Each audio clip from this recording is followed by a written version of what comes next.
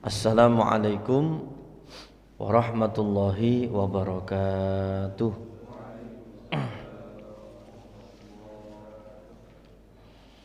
Bismillahirrahmanirrahim. Alhamdulillahi rabbil alamin. Wal 'aqibatu lil muttaqin wala 'udwana illa 'alal zalimin. Asyhadu an la ilaha illallah wahdahu la syarika lah wa asyhadu anna sayyidana wa maulana Muhammadan abduhu wa rasuluhu al-mab'utsu rahmatan lil alamin. Allahumma salli wa sallim wa barik ala sayyidina wa maulana Muhammadin wa ala alihi wa ashabihi ajma'in, amma ba'd. Rabbi syarah li sadri wa yassir li amri wahlul 'uqdatam min lisani yafqahu qawli. Subhanaka la ilma lana illa ma 'allamtana innaka antal alimul hakim. Wala haula wala quwwata illa billahil aliyyil azim. Yang sama-sama kita hormati Ketua DKM Bapak Lukman dan para pengurus yang lainnya, para orang tua kami, para guru kami. Alhamdulillah, pada pagi hari ini setelah kita menjalankan sholat subuh berjamaah, kita lanjutkan dengan pengajian kitab Aqidatul Awam dalam keadaan sehat walafiat. Mudah-mudahan apa yang kita lakukan pada pagi hari ini senantiasa mendapatkan rahmat dan ridha dari Allah Subhanahu wa ta'ala. Salawat serta salam senantiasa kita haturkan kepada junjungan kita Nabi besar Muhammad sallallahu alaihi wasallam. Mari sebelum kita awali, kita baca istighfar kepada Allah. Selanjutnya kita baca salawat, mudah-mudahan dosa-dosa kita senantiasa diampuni oleh Allah Subhanahu wa ta'ala. Astaghfirullah Rabbal baraya, astaghfirullah minal khataya, astaghfirullah Rabbal baraya, astaghfirullah minal khataya. Rabbi zidni ilman nafi'a wa wafiqni amalan salihah wa wabli rizqan halalan wa tub alayya taubatan nasuha. Allahumma salli ala sayyidina Muhammad wa ashhini adh-dhalimin bil-dhalimin. Allahumma salli ala sayyidina Muhammad wa ashhini adh-dhalimin bil-dhalimin wa akhrijna min baini salimin wa ala alihi wa sahbihi ajma'in. Allahumma صل على سيدنا محمد وأشهد الظالمين بالظالمين اللهم صل على سيدنا محمد وأشهد الظالمين بالظالمين وأخرجنا من بينهم سالمين وعلى آله وصحبه أجمعين اللهم صل على سيدنا محمد وأشهد الظالمين بالظالمين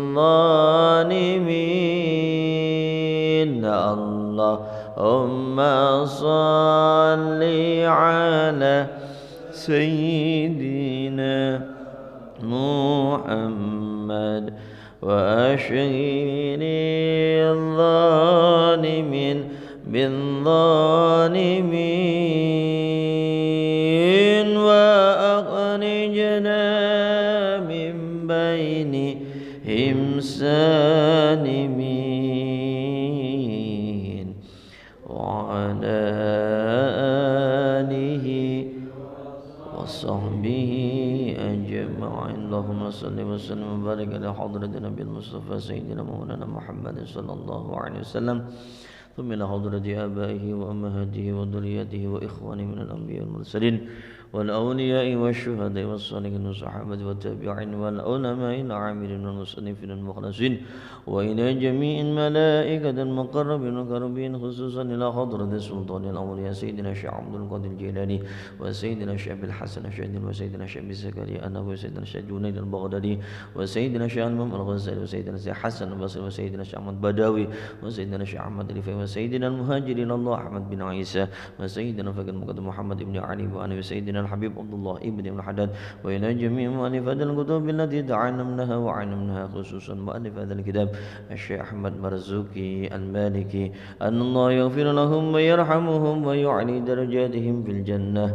وينفعنا بأسرارهم وأنوارهم وعلومهم وكراماتهم ونفعاتهم في الدين والدنيا والآخرة الفاتحة أعوذ بالله من الشيطان الرجيم بسم الله الرحمن الرحيم الحمد لله رب العالمين الرحمن الرحيم مالك يوم الدين إياك نعبد وإياك نستعين اهدنا الصراط المستقيم صراط الذين أنعمت عليهم غير المغضوب عليهم ولا الضالين آمين. Bismillahirrahmanirrahim.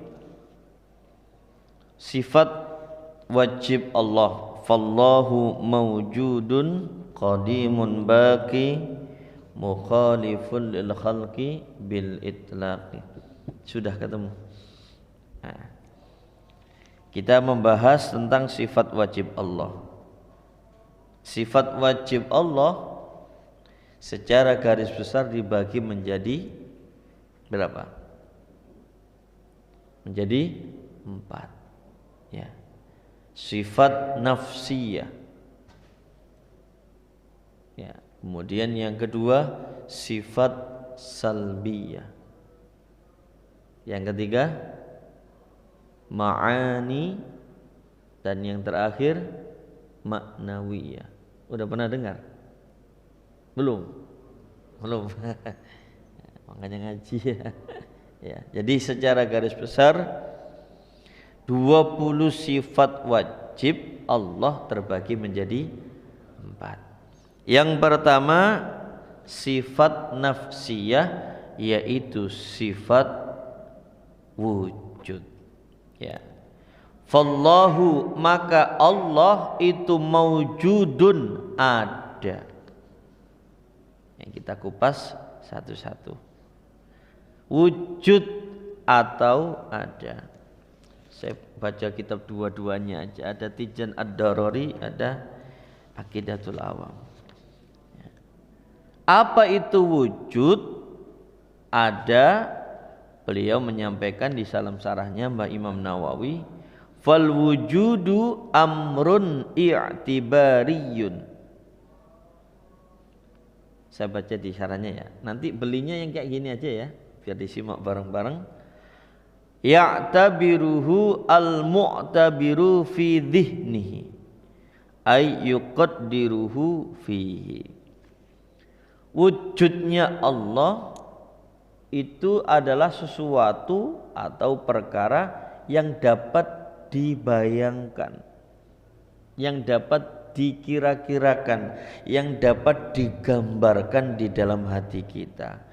Allah itu ada meskipun zatnya enggak harus dilihat dengan kasat mata. Lah di sini diumpamakan di dalam kitabnya ada kotak amal enggak ya? Ini kotak amal ya? Ada uangnya enggak?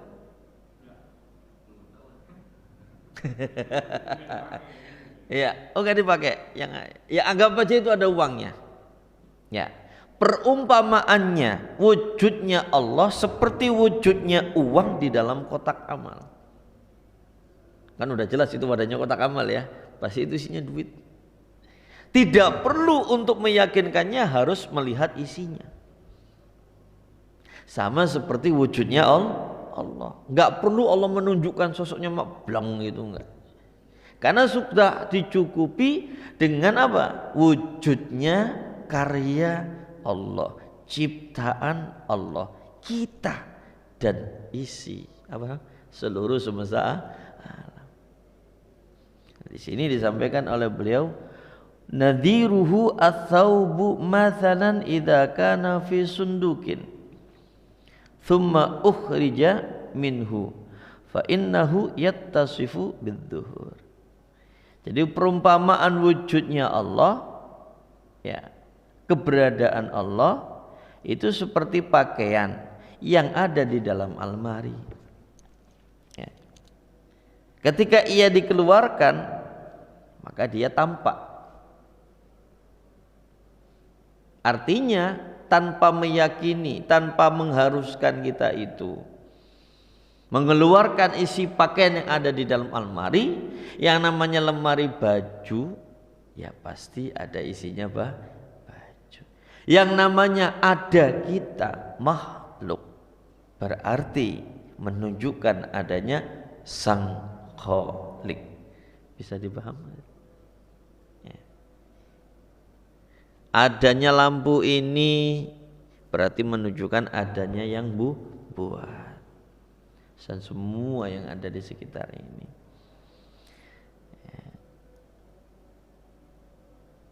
Itu nalar daripada pengertian wujudnya Allah. Jadi setiap benda yang wujud, yang ada, belum tentu harus dilihat oleh kasat mata. Angin, udara ada kan ya, tapi tidak bisa dilihat oleh kasat mata. Ustaz, untuk apa sih Allah itu tidak menampakkan dzatiyahnya? Apa kira-kira? Apa Pak? Nyapa toh kok gak koyo, maaf ya, agama Tuhannya orang Kristen dipenteng gitu ya? Hah? Kemudian Tuhannya Buddha begini, apalagi Tuhannya umat Hindu sampai serulingan, apalagi hanya Islam saja yang Tuhannya itu ada, namun kita belum melihat sosoknya, tapi kita yakin ada. Ini membuktikan bahwasannya Allah itu adalah satu-satunya Tuhan yang layak disembah. Kenapa? Andai kata Allah itu menunjukkan sosoknya mak bleng, gambaran yang ada di otak kita, Allah itu punya tangan, Allah itu punya kepala, ya kan itu ya. Allah itu punya jasad. Lah apa bedanya Allah dengan makhluknya? Makanya nanti salah satu nikmat orang penduduk surga adalah ru'yatullahi jalla jalaluh. Kita akan melihat Allah yang sampai saat ini kita itu penasaran. Yo opo to Allah iku? Ya kan gitu ya? Iya. A'dhamun ni'am fil jannah ru'yatullah. Ya nanti kadar melihatnya kita kepada Allah sesuai dengan amal kita. Enggak semua orang bisa ya. Enggak semua orang bisa. Mungkin bahasanya kita mah untuk surga VIP saja. Ya nanti akan menyaksikan Allah Subhanahu wa taala. Meskipun ada ulama yang mengatakan Allah enggak bakal menampakkan dirinya, tapi sebagian ulama kuat menyatakan ru'yatullah, melihat Allah itu sesuatu yang tidak mustahil, mungkin itu terjadi. Meskipun ada perdebatan. Ya, ru'yatullah, nikmat yang kita tunggu-tunggu yaitu melihat Tuhan kita. Ya. Nah, sekarang pola pikir dalil aklinya. Bagaimana kita membuktikan bahwasanya Allah itu ada? Yang pertama itu tadi, wujudu hadhil makhluqat, wujudnya makhluk ya, semesta alam ini dan seisinya itu menunjukkan bukti adanya Allah Subhanahu wa taala.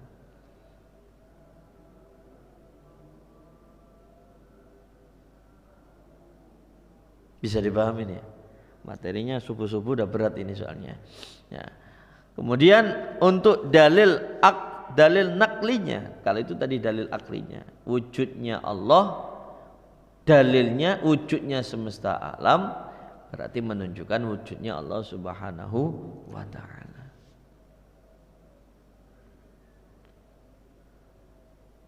Kalau kita berpikir proses penciptaan manusia di dalam berbagai surat,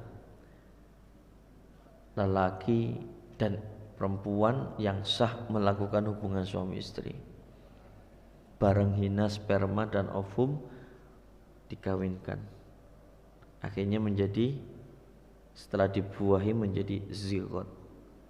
Ya zigot ya kalau nggak salah, calon benih-benih bayi. Iku sing gawe sapa? Yang buat siapa? Proses alamiah seperti itu.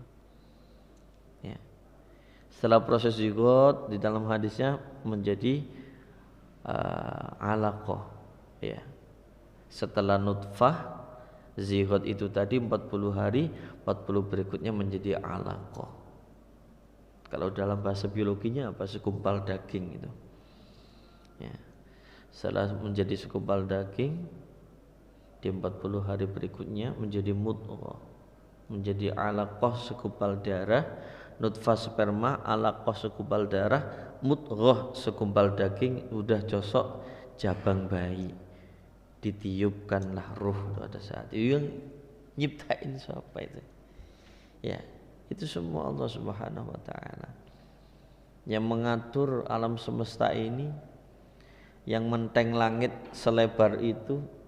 Siapa itu yang malu yang maku, ya kan itu ya. Itu di nalar manusia tidak akan nyampe lah. Memikirkan ciptaan Allah Subhanahu wa taala ini akan menegaskan, menguatkan, oh berarti ini ada yang menciptakan. Beberapa hari yang lalu saya tidak sengaja membuka YouTube, ada satu hukum namanya tulisannya gimana sih? Law of attraction. Bahasa Inggrisnya gitu susah banget. Hukum tarik menarik. Apa itu maksudnya? Pola pikir. Jadi gini, Anda adalah apa yang Anda pikirkan. Kita, nasib kita adalah sesuai dengan pikiran kita. Intinya begitu. Hukum tarik menarik. Kalau kita menarik hukum positif, saya pasti bisa. Nanti ke depannya pasti bisa. Menunggu proses perwujudan bisanya, itu namanya di dalam salah satu konsepnya buffering, masa penungguan. Lah, Di dalam konsep itu ada puncak yang namanya kita harus meyakini ada yang mewujudkan itu. Tapi di situ tidak dibahas karena itu ranahnya bukan ranah keyakinan, bukan ranah agama, tapi yang harus diyakini ada zat yang maha kuasa yang menciptakan tentang apa yang kita percayai, yaitu Allah Subhanahu wa taala. Itu konsep dibuat oleh orang non muslim, tapi saya pelajari, lah ini mah ajaran Islam. Di dalam hadis qudsinya Allah menyatakan ana inda dzanni abdi. Aku akan melakukan sesuatu sesuai dengan praduga hambaku.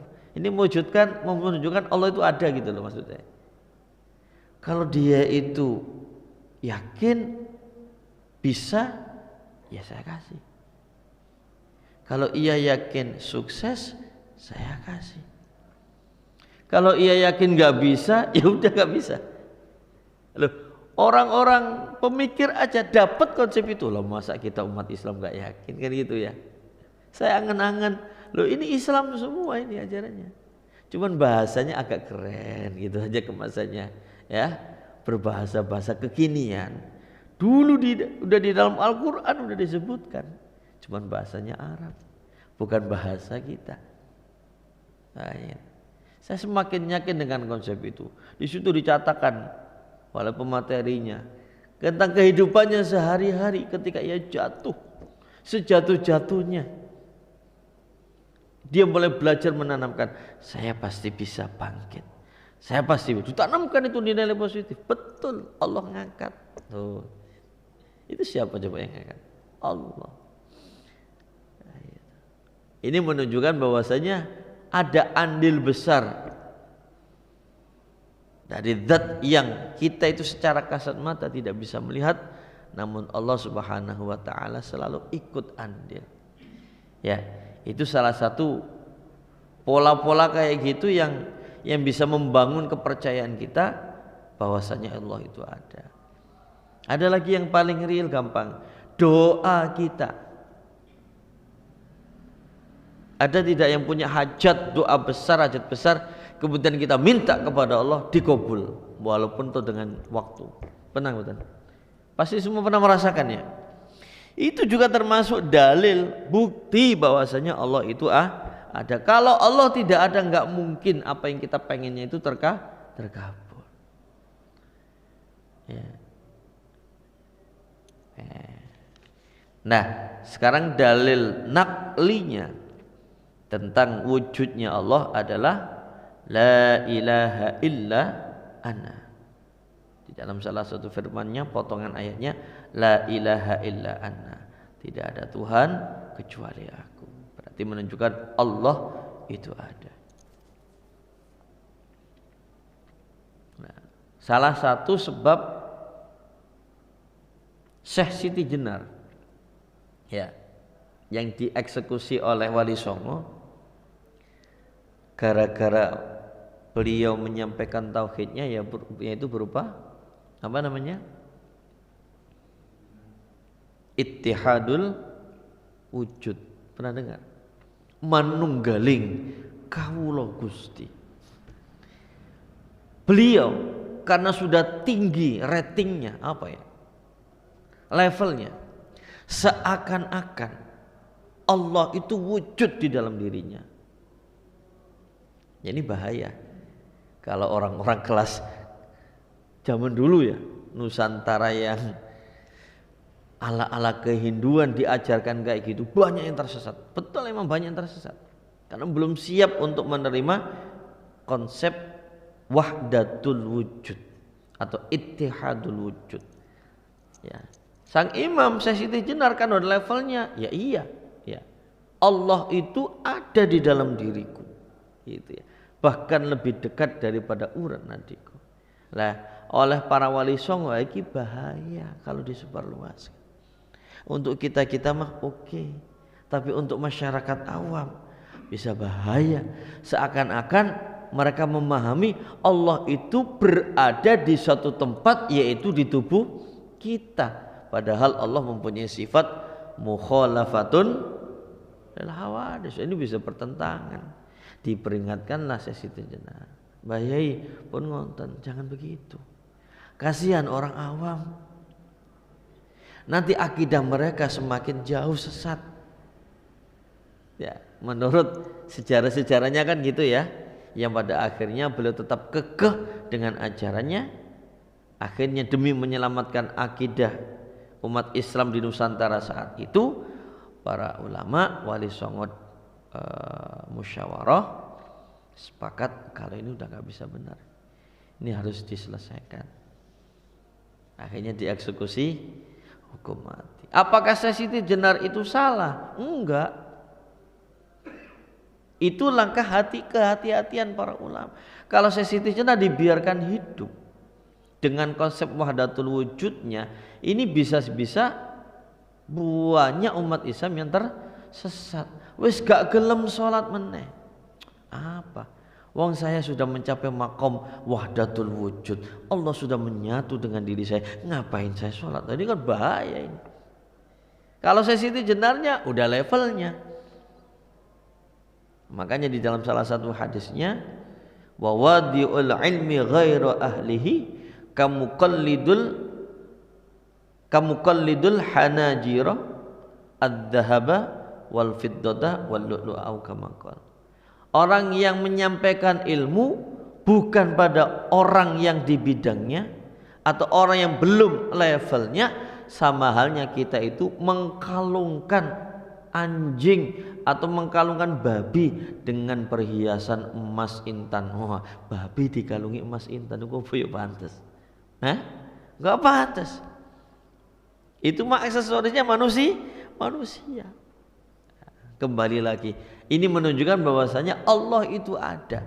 Sampai Siti Jenar merasa bahwasanya Allah itu sudah menyatu dengan dirinya. Di Pulau Nusantara, di Nusantara ada Syekh Siti Jenar. Di Arab kurang lebihnya saya kurang tahu itu ya, ada namanya Al-Hallaj. Sama, eksekusinya juga dihukum mati karena beliau juga mengangkat ajaran wahdatul wujud atau ittihadul wujud, manunggaling kawula Gusti. Saking dekatnya sang hamba dengan Allah, seakan-akan dirinya sudah menyatu dengan Allah Subhanahu wa ta'ala. Sama sebagaimana yang diceritakan di dalam kitab-kitab makomnya Sayyidah Aisyah ketika beliau dituduh berselingkuh dengan Sofwan, ya, setelah perang apa itu, dituduh selingkuh. Akhirnya Rasulullah agak gimana gitu, ya kan, menunggu jawaban dari Allah, wahyu dari Allah, baroahnya bersihnya Sayyidah Aisyah. Akhirnya beliau pulang ke rumah ayahnya. Dari situlah makom beliau naik. Di dalam Al-Hikam disebutkan makom beliau sudah naik pada saat itu menjadi makom fana. Semua yang dilihat oleh Sayyidah Aisyah itu semua sudah sirna, sudah enggak ada apa-apanya, seakan-akan tidak ada kecuali Allah Subhanahu wa ta'ala. Makanya ketika dijemput sama Rasulullah, ya, seraya minta maaf, Sayyidah Aisyah enggak mau, udah enggak mau, saya enggak butuh kamu. Kamu itu enggak sopan. Itu Rasul ya, katanya. Makomnya udah naik. Cintaku sekarang hanya untuk Allah. Sampai Rasulullah itu enggak diabaikan. Udah tingginya makom fana. Fana itu artinya udah sirna. Semua yang ada di matanya itu rusak. Udah enggak ada nilainya di mata Sayyidah Aisyah. Hatta Rasulillah enggak ada nilainya. Dimarahi, enggak boleh begitu. Itu nabi kamu, itu suami kamu. Itu Rasulullah itu. Kayak gitu. Karena makomnya naik. Ya, makomnya naik, cintaku hanya untuk Allah, ya, seperti itu ya. Kalau udah tinggi, kalau ke bahasa kita mah orang gila, tapi gilanya karena Allah. Kalau dalam bahasa tasawuf namanya majdzub, ketarik. Jasad fisik boleh di bumi, boleh bersama manusia, tapi ruh bersama Allah. Lah manunggaling kawula Gusti sepertinya kayak gitu. Karena ini ilmu rasa, ilmu rasa. Kita enggak bisa menteorikan, tapi kita bisa bayangin kayak gitu kali ya. Rasanya wahdatul wujud, seakan-akan merasa Allah itu nyatu dengan kita, padahal tidak. Karena saking dekatnya. Baik, selanjutnya sifat wajib yang kedua adalah qadimun, dahulu tanpa permulaan. Makhluk Allah bisa menjadi sang pendahulu, tapi yakin sebelum dia pasti ada makhluk yang pernah mendahului. Contoh logikanya, yang babat alas ini, siapa yang pertama kali? Ada yang tahu? Siapa? Pasti sebelum dia ada orang yang mendahuluinya. Itu udah pasti. Tapi dahulunya Allah itu seperti jempol, di mana setelah jempol ini tidak ada siapa-siapa. Dahulunya makhluk Allah seperti jari manis yang disembunyikan jempolnya. Tuh. Kalau disembunyikan kan seakan-akan dia itu dahulu. Tapi kalau ditampakkan ternyata jempol duluan. Paham gak maksudnya? Ya, dahulunya makhluk dengan dahulunya Allah itu berbeda. Ya, makanya di sini disebutkan wal qidamu huwa adamul awwaliyah liwujudih. Tidak ada start, tidak ada permulaan di dalam wujudnya Allah. Ini kalau dipikir-pikir gila kita. Berarti Allah itu majlum gitu gimana? Ya, pokoknya wujud.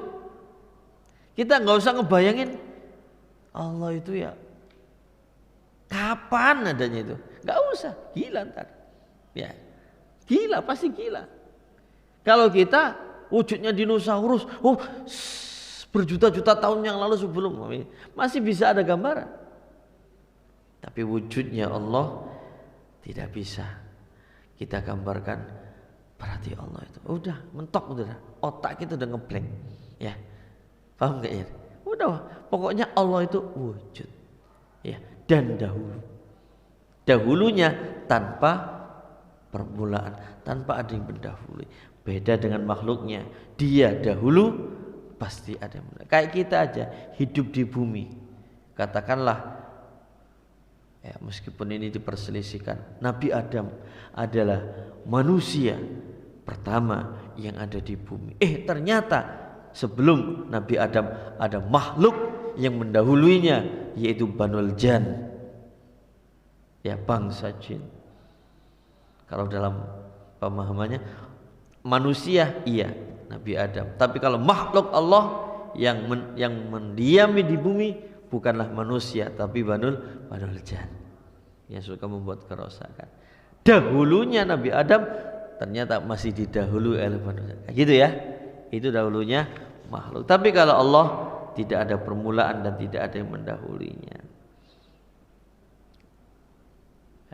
Qala Allah Ta'ala lam yalid wa lam yulad. Allah tidak beranak dan Allah tidak diperanakkan. Artinya Allah lahirnya Allah itu wujud, ya. Wujud itu tanpa perlu dilahirkan. Artinya tidak ada permulaan. Allah ya dahulu tanpa permulaan.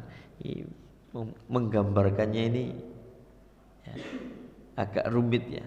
Yang penting kita yakini Allah itu wujudnya, keberadaannya tanpa ada permulaan. Al-Qidam. Nah, sifat nafsiyah yang berupa wujud itu tadi, ya, baru ingat sifat nafsiyah wujud itu tadi. Kenapa dikatakan nafsiyah? Karena dari 19 sifat ini tidak akan ada tanpa didahului dengan sifat wujud. Ya, sifat wujud Allah ini adalah yang paling pokok. Kalau tidak ada wujud, berarti sifat-sifat yang lain juga tidak ada. Ya. Al-Qidam. Fallahu mawjudun qadimun baqi. Yang ketiga, sifat Allah adalah al-baqa.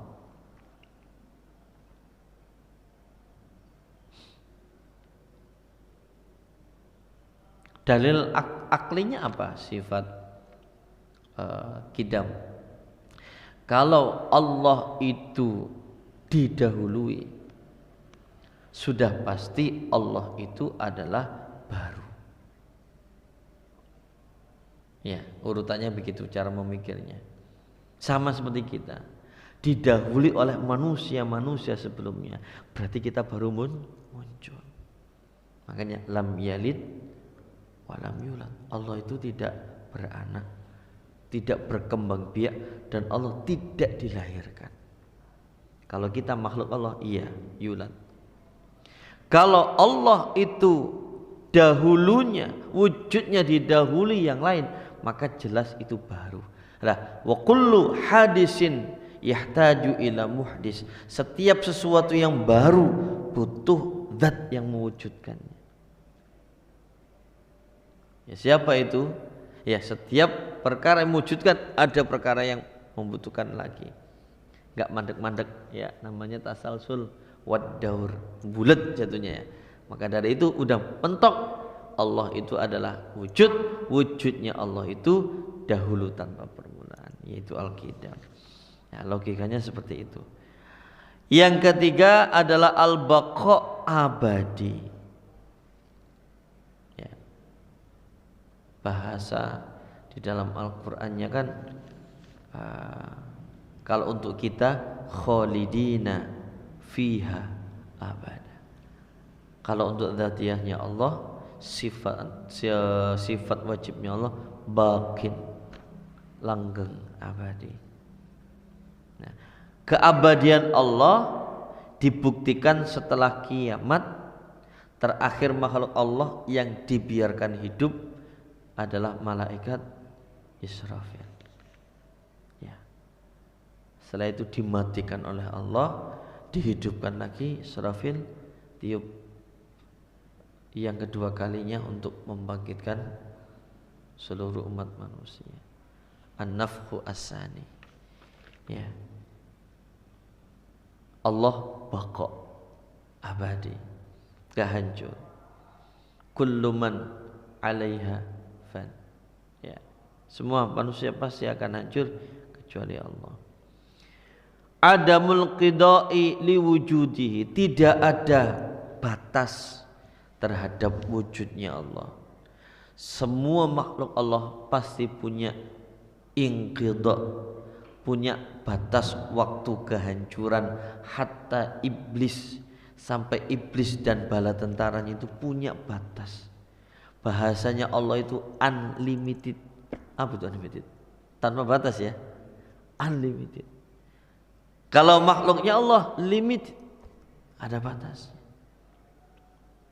Sehebat-hebatnya kekuatan makhluk ada limited, ada kelemahannya, tapi Allah tidak. Ya. Adamul inqidha. Dalil naklinya wa wajhu wa yabqa wajhu rabbika dzul jalali wal ikram. Ya, dzatiyahnya Allah akan selalu abadi. Ya.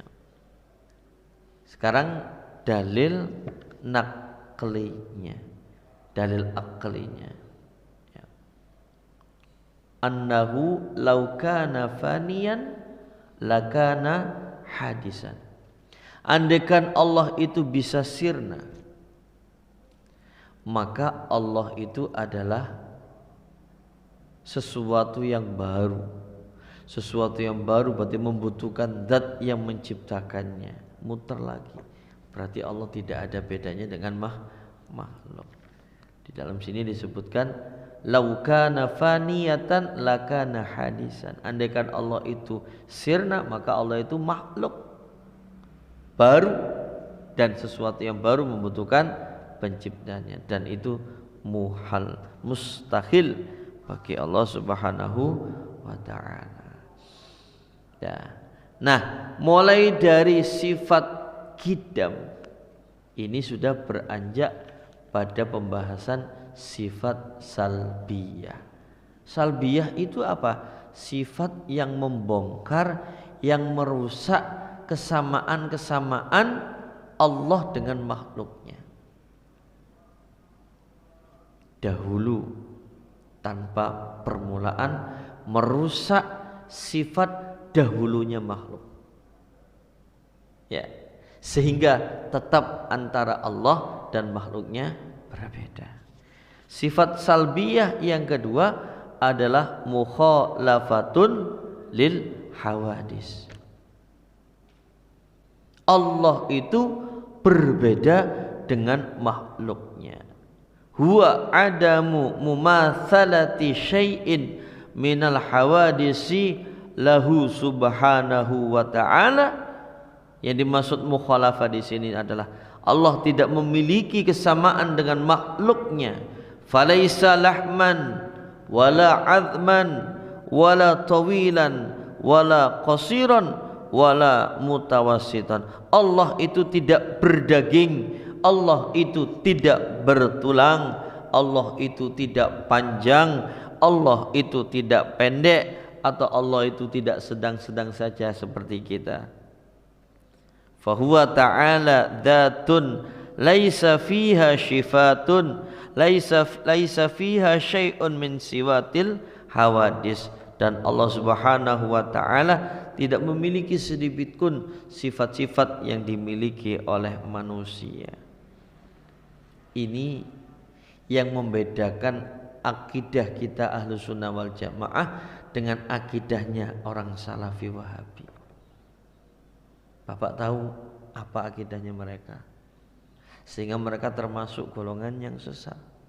Mereka meyakini istiwanya Allah. Mereka menerjemahkan yastawi, apa itu ayatnya itu? Duduk di atas arsy. Seperti saya duduk kayak gini. Ini anggaplah arsy-nya ya. Ya Allah. Kayak gini duduknya. Akidah mereka kayak gitu. Ahlus Sunnah wal Jamaah menafsirkan istiwanya Allah di arsy itu bukan berarti Allah duduk seperti singa, duduk kayak raja-raja, bukan. Tapi di situ ditakwilkan, ditafsirkan Allah itu menguasai arsy. Kalau ditafsirkan Allah itu duduk kayak kita, maka apa bedanya Allah dengan kita? Buat apa sifat wajib mukhalafatul lil hawadis? Allah duduk, bahasa kita maaf ya, berarti Allah punya pantat, kan duduk, ya kan gitu. Ya, apa mukhalafatul hawadis yang menurut mereka? Nah, berarti mereka sudah masuk sekte mujassimah. Nanti ada dari yang disebutkan sayati zamanun sataftariku ummati ala sab'ina wa salasatin. 72 golongan umatku nanti akan terpecah menjadi 72 golongan, satu yang selamat. Ya, di antara 72 itu adalah sekte atau aliran mujassimah yang mengakui bahwasanya Allah itu bersosok kayak kita. Ya, Allah bersosok kayak kita. Padahal tidak seperti itu. Nah, maka dari itu agama selain Islam memanifestasikan bentuk Tuhannya melalui patung. Bu, itu nyapa kok dipajang? Loh, ini Krishna, ini perwujudan Krishna kayak gini. Gitu. Bukan berarti ini Tuhannya. Bahasa mereka itu Tuhan dia itu tetap kayak kita meyakini, tapi perwujudannya kayak gini. Bahasanya kalau pengen ibadah kudu ketok moto, harus kelihatan mata itu. Begitupun juga seperti Yesus, Buddha dan lain sebagainya. Perwujudannya kayak gini. Oh, berarti apa beda nih Tuhan sama makhluk, ya kan gitu ya. Nah, yang menjadi pembeda agama kita, keyakinan kita, Allah itu tidak sama dengan makhluknya. Ya, seperti itu. Makanya kita tidak usah memikirin Allah itu kayak gimana ya, menciptakan bumi ini pakai apa ya, karyawannya apa aja, nggak boleh ya, ya nggak bisa seperti itu. Kita tidak usah memikirkan itu. Ya, yang perlu kita pikirkan adalah bagaimana Allah menciptakan itu, ya, dan kapan Allah menciptakan itu sehingga kita semakin yakin Allah adalah yang maha kuasa. Kalau orang tua dulu saya ngajarin, siapa itu yang ngecat lombok? Lombok itu apa sih? Cabe. Kok apik ngene. Sopo kuwi sing ngecat kupu-kupu kok enak kayak gitu? Iya ya, Allah Subhanahu wa taala. Sing ngecat lombok iki sapa? Ya kan gitu. Kalau kita berpikir zatnya Allah, gila. Makanya di dalam salah satu keutamaan tafakkur, merenungkan masnu'atillah, ciptaan-ciptaan Allah itu termasuk khairun, lebih baik daripada min ibadati alfisanatin wakilah. 1000 tahun kita sholat sunnah kalah hanya ibadah dengan tafakkur. Ya Allah, iya ya, ini bayi siapa yang ngasih makan selama di dalam perut, ya kan? Ini bayi kok bisa hidup padahal di dalamnya ada ketubannya. Kok enggak keselak irungnya ini ya? Kok enggak keselak hidungnya kemasukan air gitu? Iki bayi. Kita mikirin itu aja udah enggak nyampe. Ya Allah subhanallah, semuanya itu sudah diatur oleh Allah Subhanahu wa ta'ala. Jadi sifat yang keempat itu adalah sifat mukhalafatul lil hawadisi bil itlaqi, ya, mukhalifun lil khalqi bil itlaqi, mutlak, tidak ada pengecualian. Allah itu berbeda dengan makhluknya. Wallahu a'lam bishawab. Bulan depan Syaban kita lanjutkan materi sifat wajib Allah yang kelima. Mari kita tutup pengajian kita dengan bacaan hamdalah. Alhamdulillahirabbil alamin. Kafaratul majlis. Subhanakallahumma wa bihamdika asyhadu an la ilaha illa anta astaghfiruka wa atubu ilaik. Assalamualaikum warahmatullahi wabarakatuh.